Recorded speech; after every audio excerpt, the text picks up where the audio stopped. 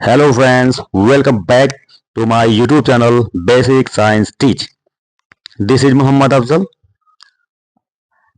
We are going to draw the level of human respiratory system.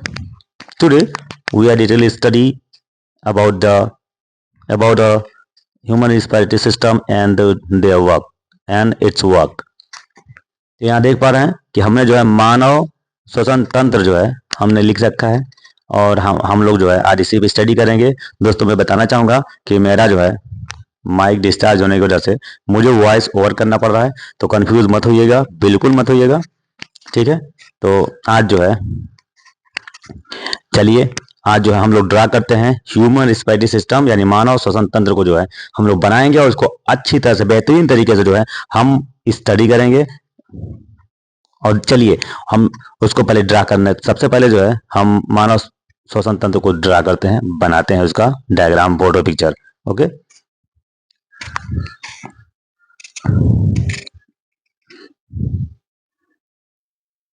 तो हम लोग जो है सांस लेते हैं तो वो स्टार्ट होता है हमारे नोज से, नाक से।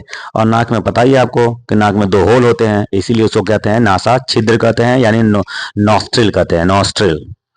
और यहाँ पे हमने बना रखा है, बना दिया है, देख पा रहे हैं। और धीरे धीरे हम लोग बनाएंगे और आप लोग रिलैक्स रहिए। और जो लोग स्टूडेंट होंगे, जो लोग स्टडी कर रहे होंगे, कंटिन्यू रखते होंगे, वो जरूर देखें और बनाएं भी, प्रैक्टिस भी करें और मेरे साथ साथ बनाएं, बेहतर होगा। और कमेंट भी करें। और दोस्तों अगर वीडियो अच्छी लगती हो तो प्लीज मेरे चैनल को जरूर सब्सक्राइब एंड लाइक किया करें। दोस्तों मैं एज ए टीचर होने के नाते जो है दोस्तों मैं आपसे रिक्वेस्ट करता हूं, this is the humble request to you. तो ये हमारा बन चुका है। नोज से देख पा रहे हैं कि एक पाइप आई हुई है और वो पाइप जो है एक फायरिंग्स से होती हुई, ट्रैकिया से होती हुई, ये नीचे फर्दर जो है दो शाखाओं में, दो ब्रांचेज में बढ़ जा रही है। ये देख पा रहे हैं कि हम नोज के अंदर में जो है छोटी छोटी संरचना बना रहा हूँ जिसको कहते हैं दोस्तों म्यूकस ग्लैंड। ये म्यूकस ग्लैंड है जहां से जो है म्यूकस सीक्रेट होता है, जिसको नाक से देखते होंगे, नोज से जो है म्यूकस निकलते रहते हैं। छोटे बच्चों के तो ज्यादा निकलते हैं। और सर्दी खांसी जब सर्दी हो जाती है तो उस वक्त तो म्यूकस जो होते हैं बहुत सेंसिटिव होते हैं दोस्तों, बहुत सेंसिटिव होते हैं, बहुत संवेदनशील होते हैं। ये थोड़ा सा भी इन्वायरमेंट में चेंजिंग की वजह से जो है इसमें जो सेक्रेशन ज्यादा होने लगता है म्यूकस का। ओके, तो और हमारे नोज में जो है नोज हेयर भी होते हैं, आपको पता ही है कि नाक में बाल होते हैं। और ये माउथ है, माउथ।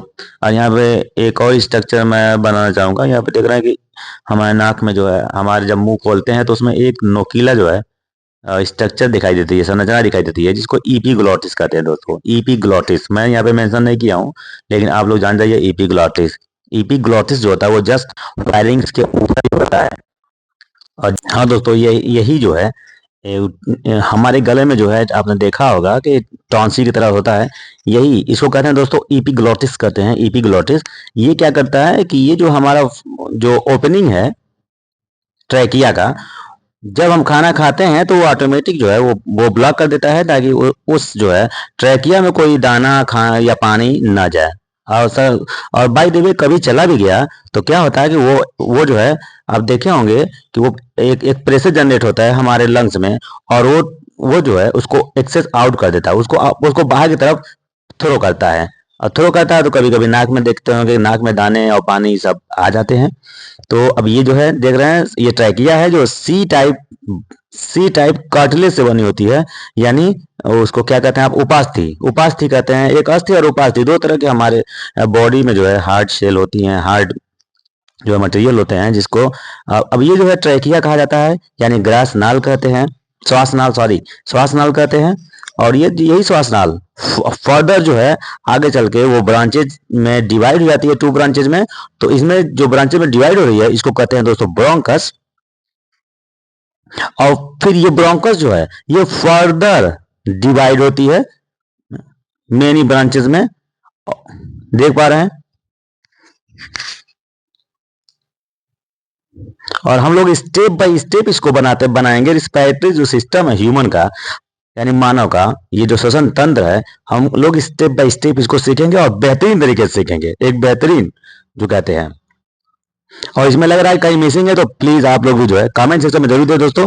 और प्लीज मेरे चैनल को जरूर लाइक सब्सक्राइब एंड कमेंट किया करें दोस्तों। वीडियो जो है बहुत मेहनत लगता है बनाने में।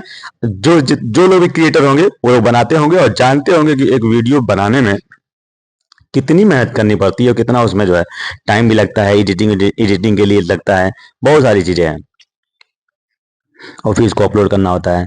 चलिए, तो इस तरह से हमारा जो है लेफ्ट एंड राइट दोनों लंग्स देख पा रहे हैं कि ये बन चुके हैं।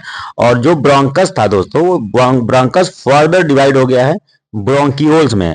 और ब्रोंकियोल से जो है अटैच होते हैं बंच टाइप स्ट्रक्चर अटैच होती है, यानी गुच्छे की तरह से संरचनाएं होती हैं, अंगूर के गुच्छे की तरह से ग्रेप्स लाइक बंचेज होते हैं, जिसको आप एल्वियोलाई कहते हैं, एल्वियोलाई। और यही जो एल्वियोलाई है, यानी इसको कहते हैं हिंदी में, हिंदी वर्जन जो है उसका कूपिकाएं कहते हैं। तो यही कूपिकाएं, यही एल्वियोलाई जो है एक ऐसा यही एक ऐसा प्लेस है जहां पे हमारी बॉडी की सारी आर्टरी, जो बारीक बारीक आर्टरी जाकर उससे अटैच होती हैं, यानी गैसियस एक्सचेंज की बात मैं करूंगा, यही होता है, एल्वियोलाई में ही होता है। गैसियस एक्सचेंज मीन्स क्या होता है दोस्तों? ऑक्सीजन को बॉडी में सप्लाई करना और फिर बॉडी से जो कैरी होता है कार्बन डाइऑक्साइड, वो फिर रिटर्न होना हमारे माउथ, नोज तक। ओके, यानी लंग्स के थ्रू नोज तक जो है एक्सेस आउट होता है, हमारे बॉडी से रिलीज होता है। ओके, तो ये ग्रेप्स लाइक जो है देख रहे हैं जो बन चुका है। और जो ब्रोंकस है फर्दर डिवाइड हो रहा है मेनी ब्रोंकियोल्स में, ब्रोंकियोल, तो ब्रोंकियोल्स है, इसको आप ब्रोंकियोल्स कहेंगे।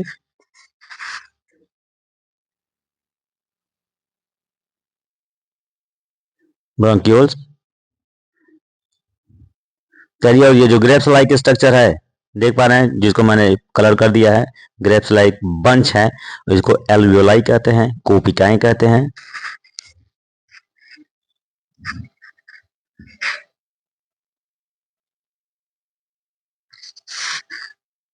और इसको जो है आप राइट लंग्स से होते हैं, हमारे दो लंग्स होते हैं, आपको पता ही है। और ये बहुत स्मूथ और स्पंजी होते हैं, बहुत नाजुक होते हैं और स्पंजी होते हैं। हमारे बॉडी में अगर आर्गन की बात करें तो ये वो आर्गन है जो बहुत बहुत डेलिकेट होता है, बहुत सॉफ्ट होता है, स्पंजी होता है। तो राइट और लेफ्ट ये दो आपके देख पा रहे हैं कि लंग्स होते हैं। और ये जो हमारा जो लंग सिस्टम है, ये रिस्पायरेटरी सिस्टम है, ये दोस्तों थोरासिस जो कैविटी है, जो वक्ष गुहा है, उसके अंदर ये बिल्कुल सेफ रहता है।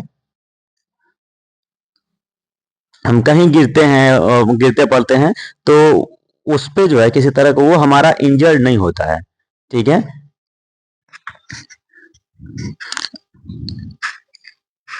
हम लोग को, सभी लोगों को पता है ये चीज, ये बातें छोटी छोटी हैं।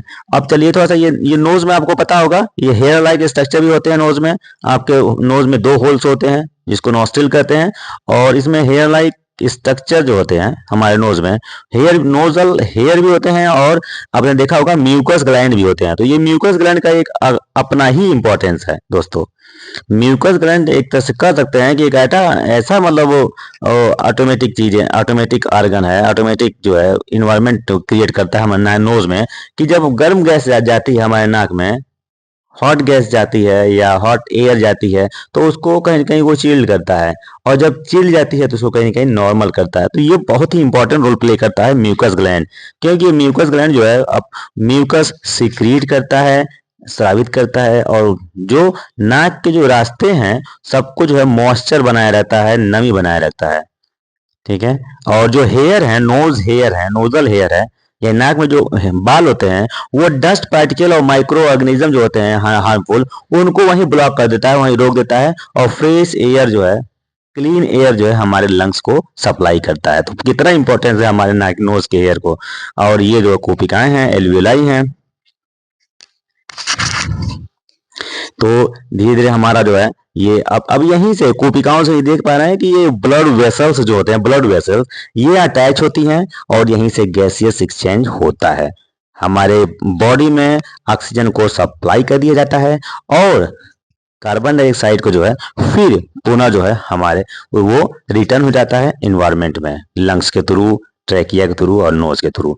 तो ये वही जगह है, ठीक है।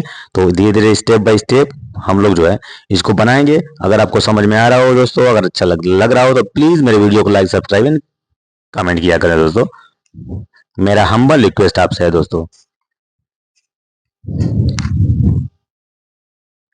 तो ये सारी देख पा रहे हैं कि इसमें जो है मैंने ब्लड वेसल्स को सब मतलब मेंशन कर रखा है। तो इस तरह से जो है हमारा ये लंग्स देखा जाए तो बन चुका है। और मैं दोस्तों बताना चाहूंगा कि मैं जो है माइक लगाया था, वो माइक खराब हो जाने की वजह से, बीच में ही डिस्चार्ज हो जाने की वजह से माइक मेरा जो है नहीं चल पाया, और जिसकी वजह से मुझे जो है बीच से ही जो है मुझे ओवर वॉइस करना पड़ा, ठीक है। तो प्लीज सपोर्ट करें मेरा। आप समझ सकते हैं कि कुछ दिक्कत आ रही है। ओके, तो अब हम जो है इसको आगे, अब लगभग मैक्सिमम इसमें चीजें सब बन गई हैं। ये आपका डायग्राम जो है क्लियर है, बन चुका है। और भी इसमें कुछ मॉडिफिकेशन अगर है तो उसको किया जा सकता है। और हम जानते हैं कि ब्रीदिंग जो है एक जो श्वास बोलते हैं, ब्रीदिंग बोलते हैं, यानी सांस लेना कहते हैं। अगर सिंपल लैंग्वेज में कहा जाए तो सांस लेना कहते हैं, श्वास कहते हैं। तो ब्रीदिंग क्या है? Breathing is a process, inhale oxygen and exhale carbon dioxide only. तो this is a physical process, mechanical process कर सकते हैं आप, हैं यांत्रिक प्रक्रिया कर सकते हैं जो ब्रीदिंग है, यानी श्वास जो है, ठीक है। और उसके बाद हमने पढ़ा कि रिस्पायरेशन में पढ़ा, तो ब्रीदिंग तो सिर्फ जो है ऑक्सीजन का आना और कार्बन डाइऑक्साइड का निकलना ब्रीदिंग ही कहलाता है। बट उसमें अगर एक चीज और जोड़ दीजिए, ऑक्सीजन आना और कार्बन डाइऑक्साइड निकलना, और साथ साथ जो एनर्जी का उत्पादन होना, यानी प्रोडक्शन ऑफ एनर्जी की बात करूंगा। अब किसके थ्रू? तो through break down of food. तो फूड जो है ब्रेक डाउन होता है हमारे बॉडी में, डाइजेस्टिव सिस्टम में, और वहां से जो है एनर्जी रिलीज होती है।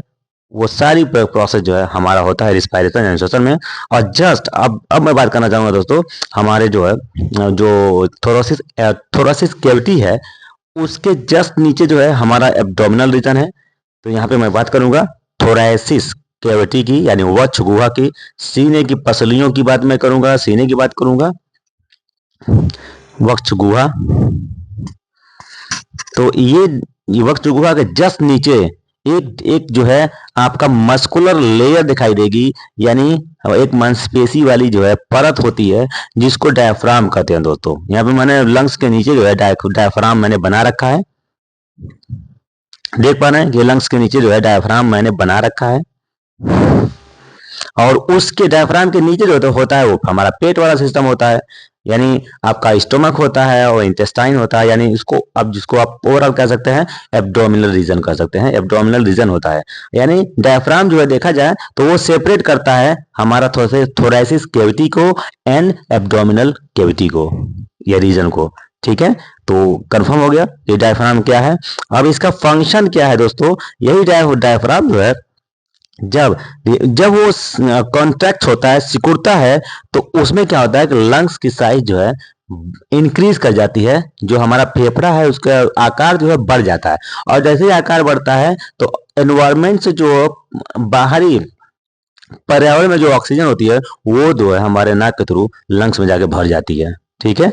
यानी डायफ्राम का रोल है ऑक्सीजन लेने और कार्बन डाइऑक्साइड को जो है रिलीज करना, बाहर निकालना। ये डायफ्राम का इंपॉर्टेंस रोल रहता है। और ये सिकुड़ता है, हमने पहले बताया कि डायफ्राम जो कॉन्ट्रैक्ट होता है, contraction is diaphragm, then increase the size of lungs. उसके बाद यही डायफ्राम जो है जब रिलैक्स होता है, यानी वो जब नॉर्मल कंडीशन में होता है, फिर जब होता है तो फिर वहां साइज जो है हमारे लंग्स का डिक्रीज कर जाता है, छोटा हो जाता है लंग्स हमारा, और कार्बन डाइऑक्साइड जो है वो बाहर की तरफ यानी एयर में, हवा में रिलीज हो जाती है, ठीक है। तो इस तरह से तो जब ऑक्सीजन हमारे लंग्स में भरती है और ये जब फैलता है ये जो है डायफ्राम, तो उस प्रोसेस, इसका मतलब है कि वहां पे इनहेलेशन होता है, यानी inhalation means take carbon dioxide, take oxygen, सीधा सीधा ऑक्सीजन को लेना लंग्स में। उसके बाद वही जब मैं बताया कि जब वो शिथिलन होता है, जब रिलैक्सेशन होता है, यानी जब वो नॉर्मल कंडीशन में जाता है था जो डायफ्राम है, तो वहां पे एक्सहेलेशन होता है, यानी कार्बन डाइऑक्साइड जब फिर क्या होती है, एक्सेस आउट होती है, बाहर निकलती है। ठीक है, तो ये दोनों प्रोसेस जो है, इनहेलेशन और एक्सहेलेशन, ही तो कहलाता है आपका ब्रीदिंग। यानी breathing is the process, inhalation and exhalation both work together. Okay, तो ये ओवरऑल जो है हमारा प्रोसेस जो है वो कंप्लीट हो चुका है। यहाँ पे डायग्राम क्लियर है। डायफ्राम का भी हमने इंपॉर्टेंस रोल बता दिया है कि इसका इंपॉर्टेंस रोल हमारे जो है वो रेस्पिरेटरी सिस्टम में कितना है, आपको क्लियर हो गया होगा, कोई डाउट नहीं होगा।